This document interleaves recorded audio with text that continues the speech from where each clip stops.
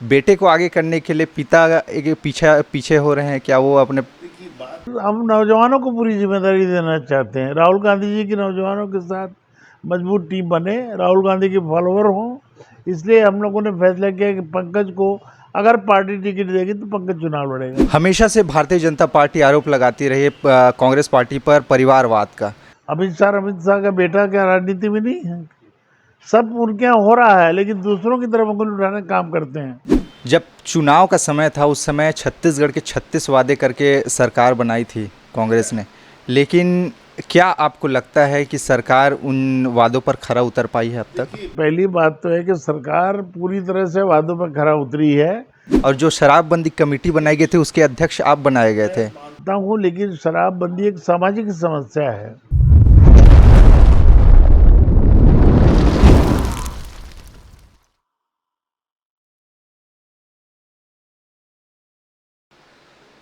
नमस्कार, आप देख रहे हैं TNR न्यूज़ का खास कार्यक्रम सवाल जो आपका है। मैं हूं आपके साथ में राकेश निर्मलकर। राजनीति अंकों का खेल है, इसमें जीत और हार पार्टी के कार्यकर्ताओं और जनता के विश्वास पर निर्भर करती है। लेकिन आज हम आपको ऐसे व्यक्तित्व से मिलवाने वाले हैं, या कहिए एक ऐसे राजनेता से मिलवाने वाले हैं जिनको जनता ने भरपूर प्यार दिया।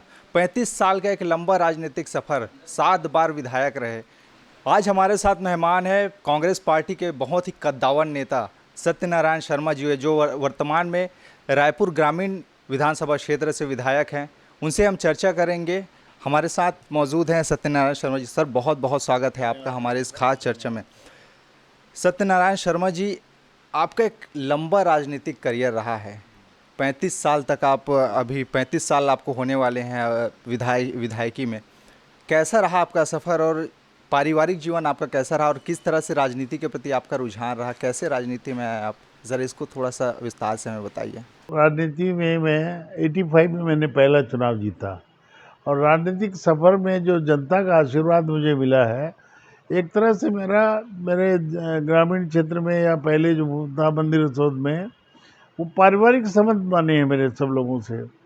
व्यक्तिगत संबंध ज़बरदस्त बने हैं। मैं एक परिवार का सदस्य उनको मानते रहा हूँ, मानते रहूँगा।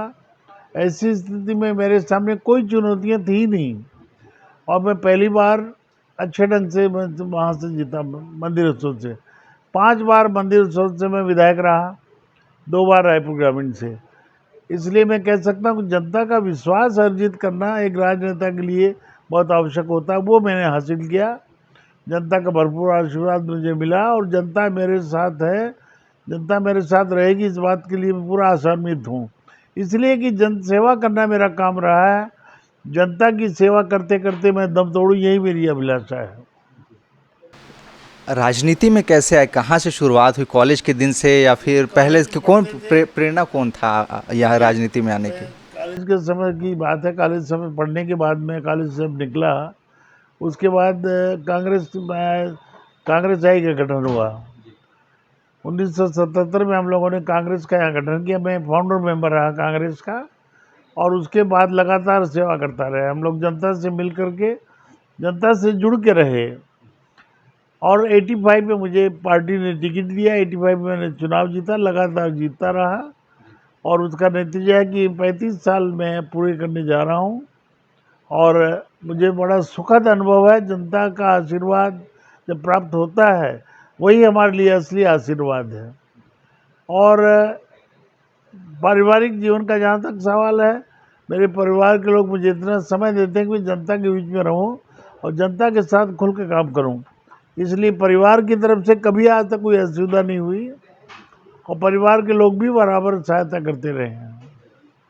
लेकिन अभी 2 दिन पहले एक खबर आई कि आप इस बार चुनाव नहीं लड़ेंगे। एक लंबा राजनीतिक सफ़र, उसके बाद में अब चुनाव न लड़ने का फैसला।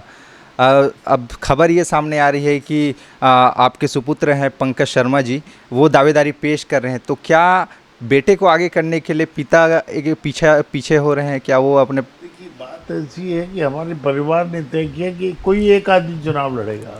जी मैं लगातार 35 साल विधायक रहा, उम्र का भी तकाजा है। जी जी। और हम नौजवानों को पूरी जिम्मेदारी देना चाहते हैं। राहुल गांधी जी की नौजवानों के साथ मजबूत टीम बने, राहुल गांधी के फॉलोअर हों। इसलिए हम लोगों ने फैसला किया कि पंकज को अगर पार्टी टिकट देगी तो पंकज चुनाव लड़ेगा।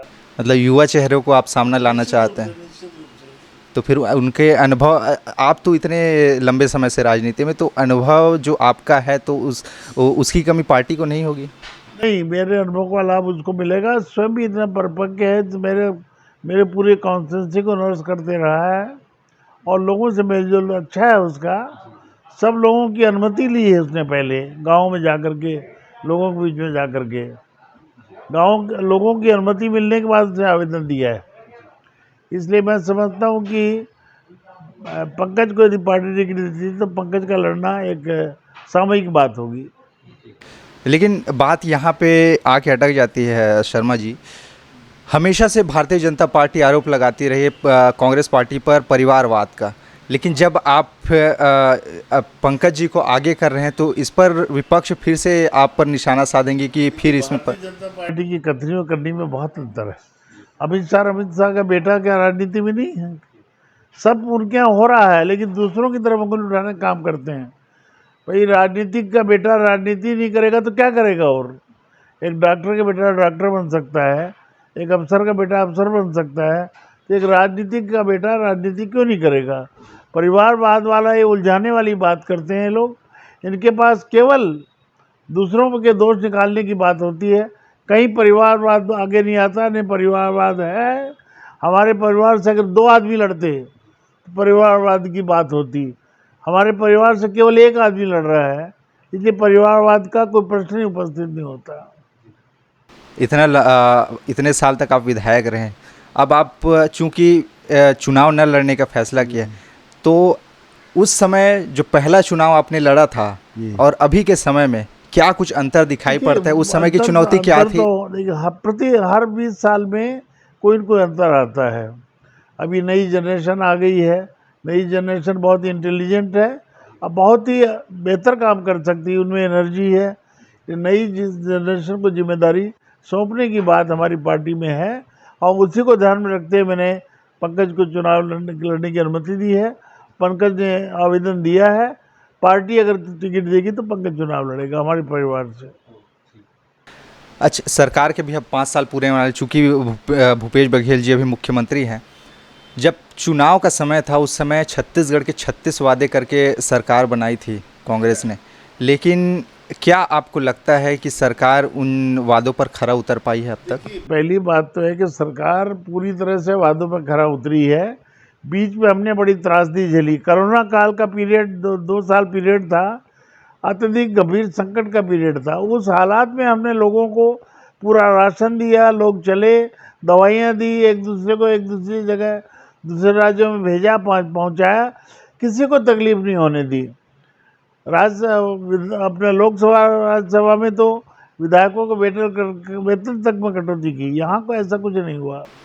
लेकिन उसी में से 36 वादों में से एक मुद्दा था सबसे बड़ा, शराबबंदी को लेकर, और जो शराबबंदी कमेटी बनाई गई थी उसके अध्यक्ष आप बनाए गए थे। मानता हूँ, लेकिन शराबबंदी एक सामाजिक समस्या है। शराबबंदी करना, लोग कहना तो बहुत आसान है, करना बहुत कठिन है। वो लोग जो हैं, जो दूसरे नशे के आदी हैं, पहले उनकी व्यवस्था करनी पड़ेगी। वो नशे की आदत से बाहर जाए, नशा छोड़ दें।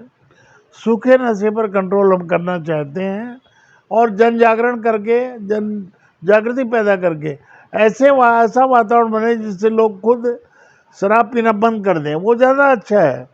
कानून के जरिए या किसी कानून के दायरे में ला करके कोई भी काम सफलता से नहीं किया जा सकता, और इसलिए जन जागरण करके, आउटलेट कम करके, नशा मुक्ति केंद्र ज़्यादा खोल करके, जो आदतन हैं लोग नशे के आदी हैं, हमको उनकी भी चिंता करनी है, उनकी जान जोखिम में नहीं डालनी है। कितने लोग मर गए बिहार में, पंजाब में, गुजरात में जहरीली शराब पी करके। ये जो समस्या है, ये दूसरे राज्यों से जो शराब की जो अवैध तस्करी होगी तो फिर ऐसे हालात पैदा होते हैं। मैं कहना चाहता हूँ भारतीय गवर्नमेंट से, सरकार से, एक साथ सभी राज्यों में शराबबंदी कर दे, शराबबंदी हो जाएगी। एक राज्य में शराबबंदी, कुल 5 राज्यों में शराबबंदी है। गुजरात में हमारा लाइसेंस भी मिलता है, बिहार में है, लेकिन बिहार में क्या शराबबंदी हो गई पूरी तरह से? वहाँ भी चोरी छिपे शराब आती है, तस्करी हो रही है, वहाँ भी लोग मरे हैं। इतने लोग कैसे मर गए बिहार में? मणिपुर छोटा स्टेट है, देखिए क्या हालत है। लक्षद्वीप बहुत छोटा स्टेट है, और किस राज्य ने शराबबंदी कर दी? मैं कहना चाहता हूँ भारतीय जनता पार्टी की जहाँ जहाँ सरकारें हैं वहाँ तो शराबबंदी करके प्रयोग कर लें पहले, फिर हमारी तरफ बात करें। वादा एक किया जाता है संभावनाओं पर वादा किया था। हम लोगों ने पूरी कोशिश की है, विभाग ने काम किया है, लेकिन दूसरे हालात जो उसकी तरफ देखना पड़ेगा। जो नशे के परंपरागत आदी हैं उनको कैसे नशे से मुक्ति दिलाएं, ये हमारे सामने पहला काम है। ये जब हो जाएगा तो अपने आप शराबबंदी हो जाएगी। पूरे देश में एक साथ मोदी जी कर दें, जैसे one ration one nation one ration किया है। वन नेशन वन राशन किया ना, वन राशन वन नेशन कर दे पूरे प्रदेश देश भर में शराबबंदी बिल्कुल बंदी हो जाएगी।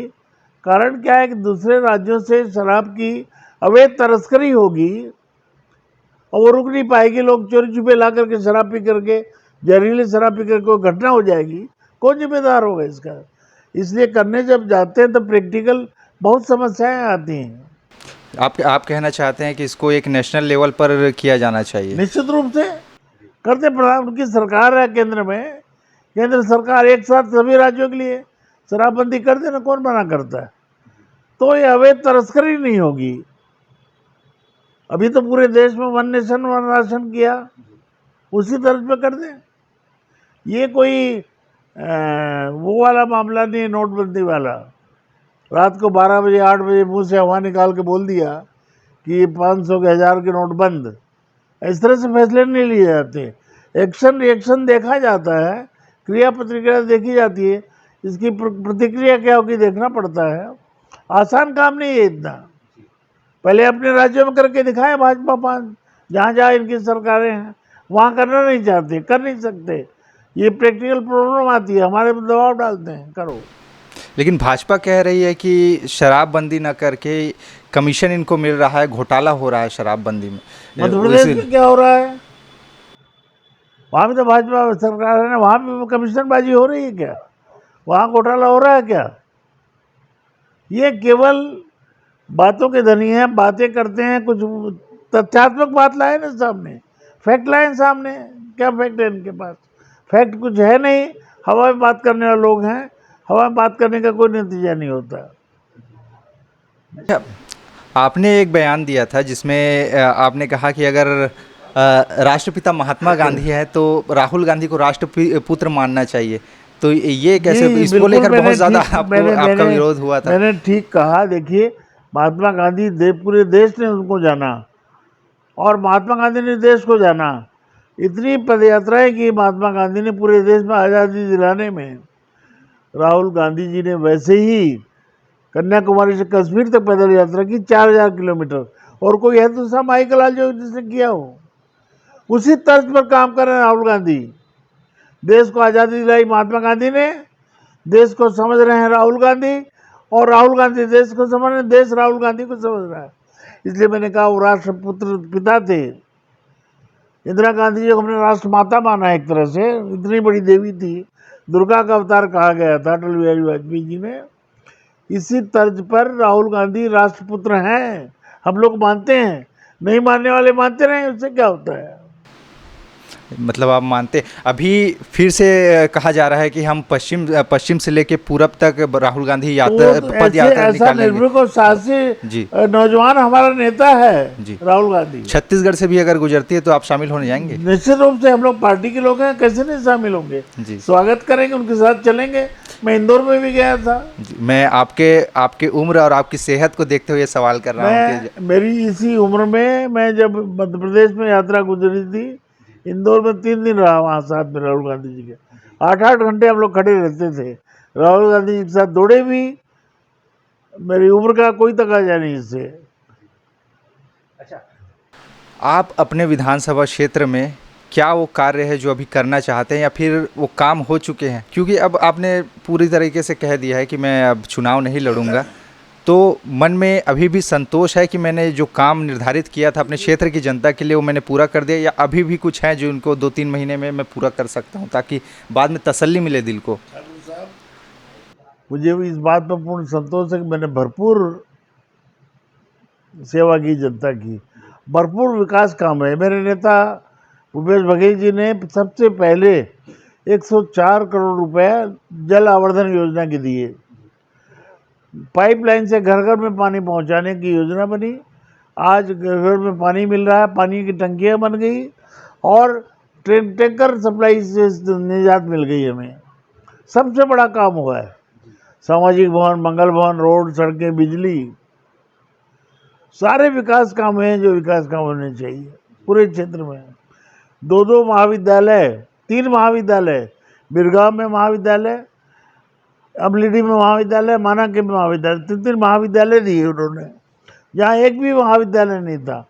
Atmanand high school, English medium high school दे करके हमारे निवासियों के बच्चों के लिए शिक्षा की उत्तम व्यवस्था की।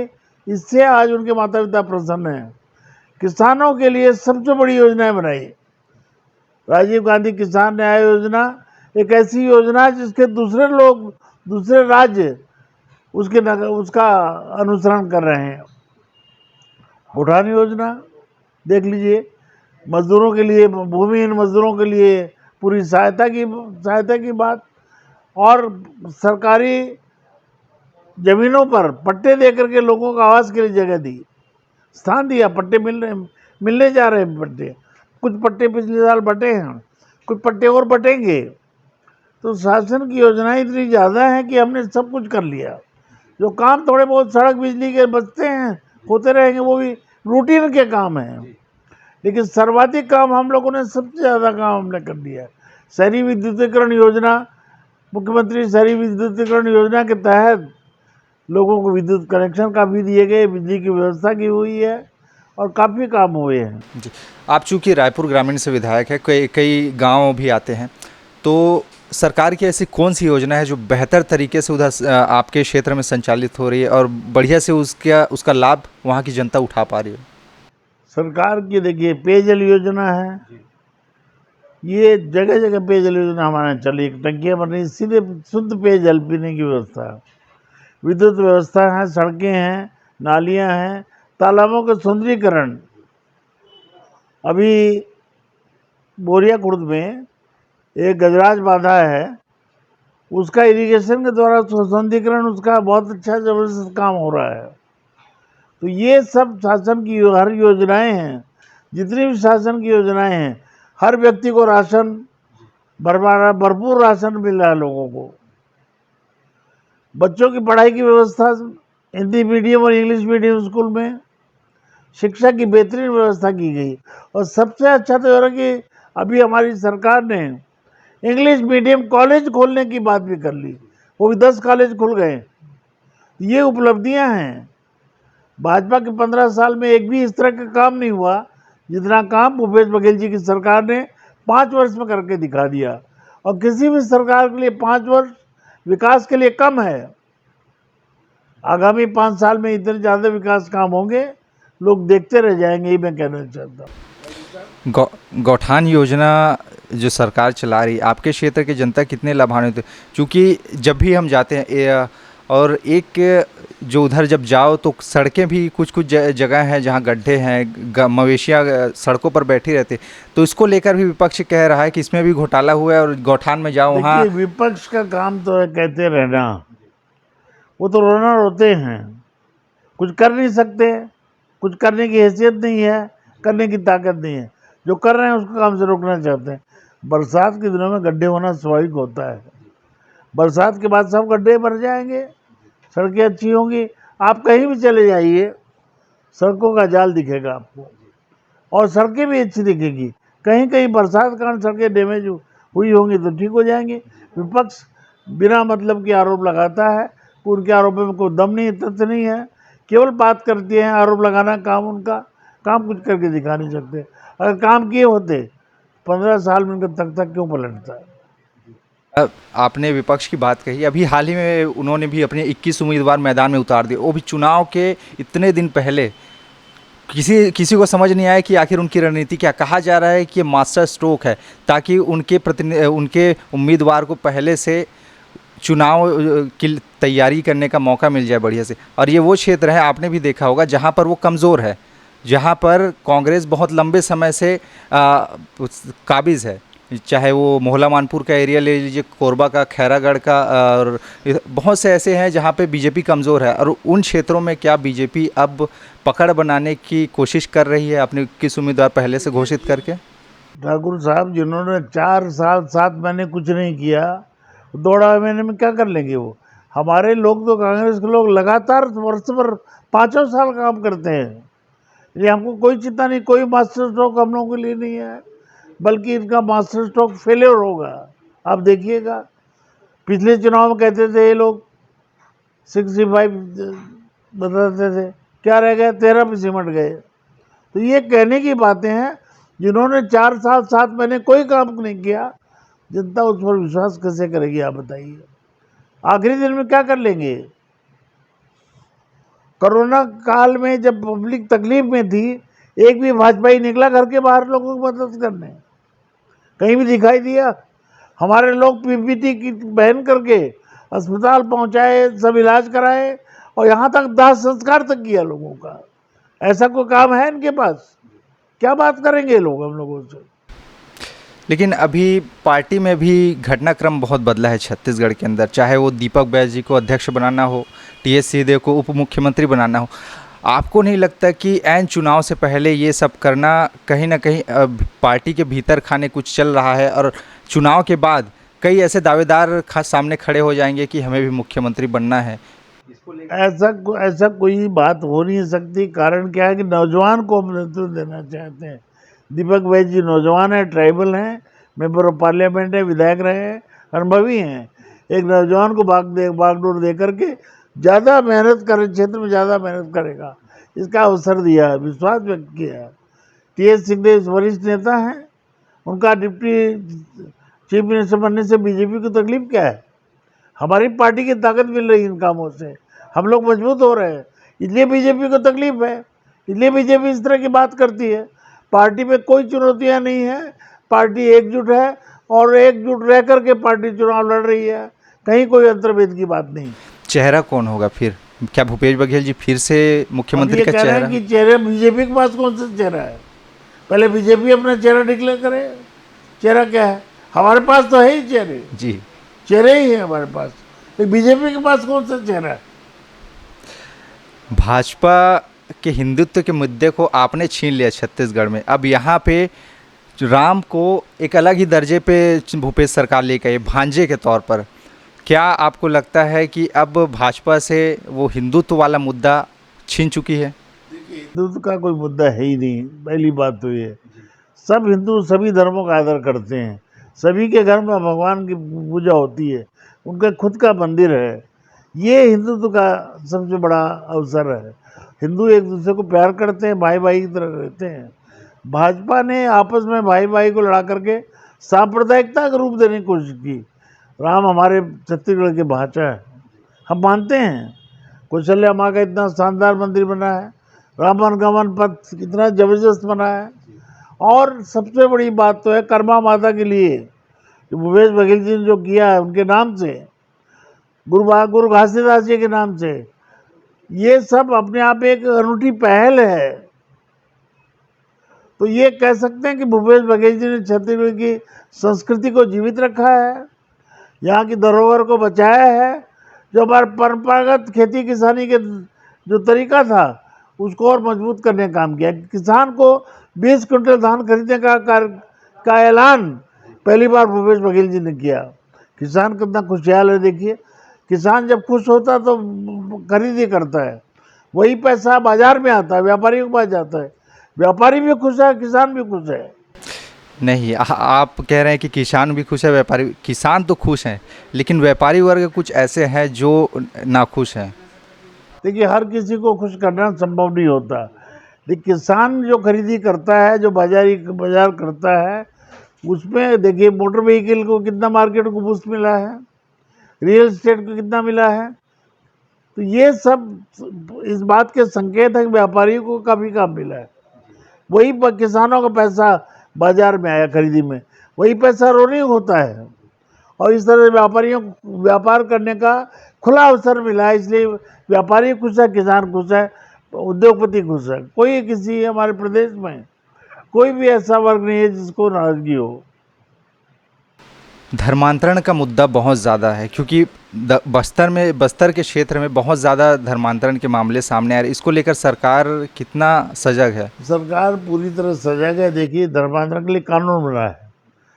अगर भारतीय जनता पार्टी एक उदाहरण तो पेश करे, केवल बात करते हैं, आंदोलन खड़ा करते हैं, लेकिन एक उदाहरण तो पेश कर दे उसके तहत। क्या किसी भाजपाई ने धर्मांतरण की शिकायत की है उस एक्ट के तहत? नहीं की है। ये हवा रस्से का सांप बनाना चाहते हैं और हम ये कहना चाहते हैं, आदिवासी भाई, क्रिश्चियन भाई, मुस्लिम भाई, हिंदू भाई आपस में भाईचारे के साथ रहते हैं। कोई विवाद आपस में नहीं होता, केवल हवाबाजी है इनकी, शगुफा है, केवल एक दुष्प्रचार करने का तरीका है, इसके अलावा कुछ भी नहीं। नक्सलवाद पर कंट्रोल नहीं कर पाई है सरकार। हमारे कार्यकर्ताओं को निशाना बनाया जा रहा है, मारा जा रहा है, ऐसा भाजपा का कहना है। आंकड़े उठा के आप देखें ठाकुर साहब, तो भारतीय जनता पार्टी के कार्यकाल में आज के कार्यकाल में कितना अंतर है। कोई बड़ी दुर्घटना नहीं हुई यहाँ पर। भारतीय जनता पार्टी के मामले समय में सबसे बड़ी झीरम घटना, 29 हमारे नेता मारे गए साथी लोग। विनोद चौबे जैसे एक ईमानदार कर्मठ सुप्रीम पुलिस, उनको अपनी जान से हाथ धोना पड़ा। कितनी वारदातें हुई बीजेपी कार्यकाल में, और अभी कार्यकाल में कोई ऐसी घटनाएं ज़्यादा नहीं हुई जिससे कि कहा जा सके नक्सलवाद बढ़ा है। नक्सलवाद नियंत्रित है, कंट्रोल में है, कोई गंभीर घटना नहीं हो पाई है। भारतीय जनता पार्टी का ये भी कहना गलत है कि नक्सलवाद को बढ़ावा बीजेपी की सरकार मिला, कांग्रेस सरकार नहीं मिला। आम आदमी पार्टी भी अपना पैर जमाने के लिए यहाँ आ गई। पिछली बार जमानत भले जब्त हो गई थी, लेकिन इस बार मजबूती से वो भी अपना कदम रखना चाहते हैं। लोकतंत्र में सभी पार्टियां आती हैं, सबको अधिकार है। कितना चुनौती मानते हैं इसको आप? आम आदमी पार्टी को कितना चुनौती मानते हैं छत्तीसगढ़ में? अब कांग्रेस के लिए कोई चुनौती कहीं पर किसी को कोई चुनौती नहीं है। त्रिकोणीय मुकाबला खड़ा कर सकती है। त्रिकोणी हो चाहे चतुर्कोणी हो, कोई फर्क पड़ता नहीं। रिजल्ट का परिणाम आने दीजिए, सब पानी का दूध पानी का पानी हो जाएगा। सबके पत्ते खुल जाएंगे उस दिन। बात कुछ भी करें, लेकिन उस दिन जब नतीजा आएगा सबके पत्ते खुल जाएंगे, सब बेनकाब हो जाएंगे। किसी बात की चिंता कांग्रेस पार्टी को नहीं। ठीक है, एक आखिरी सवाल जाते जाते। अब 90 सीटें हैं छत्तीसगढ़ में, कितना का अनुमान है इस बार, क्या लगता है? +70, हमारा अनुमान +70 का है। इसलिए कि शासन की इतनी कल्याणकारी योजनाएं बनी हैं, इतने महाविद्यालय खुले, हायर सेकेंडरी स्कूल खुले, बच्चों की व्यवस्था, Atmanand school, mid day meal की व्यवस्था, और सारी व्यवस्थाएं वो बिल्कुल अनुकूलता के साथ हुई हैं। सारी योजनाएं सफलतापूर्वक चल रही हैं। चाहे किसान की बात हो, चाहे जवान की बात हो, चाहे दाई दीदी बहनी मन की बात हो, खूब काम हुए हैं, सबको आशीर्वाद दिया है। भूपेश बघेल जी ने किसी को भी जरा सा भी निराश नहीं होने दिया। ये सबसे बड़ी खूबी हमारे मुखिया की है। सभी वर्गों को संतुष्ट रखा है, सभी वर्ग प्रसन्न हैं और कांग्रेस को आशीर्वाद दे रहे हैं। इसलिए मैं कह सकता हूँ +75 हमारा अनुमान है। आंकड़े इसको पार कर लेंगे। बहुत बहुत शुक्रिया सर हमसे बातचीत करने के लिए। ये थे रायपुर ग्रामीण से वर्तमान विधायक सत्यनारायण शर्मा जी, जिन्होंने बड़ी ही बेबाकी से हमारे हर सवाल का जवाब दिया। और कहना इनका ये है कि भले ही वो इस बार चुनाव नहीं लड़ेंगे, लेकिन उनका साथ पार्टी के मार्गदर्शन में हमेशा रहेगा। पुत्र को हमेशा से मार्गदर्शित करते रहेंगे। फिलहाल इस खास कार्यक्रम में इतना ही। अगली बार होगी आप सबसे फिर मुलाकात। तब तक के लिए अनुमति दीजिए। नमस्कार।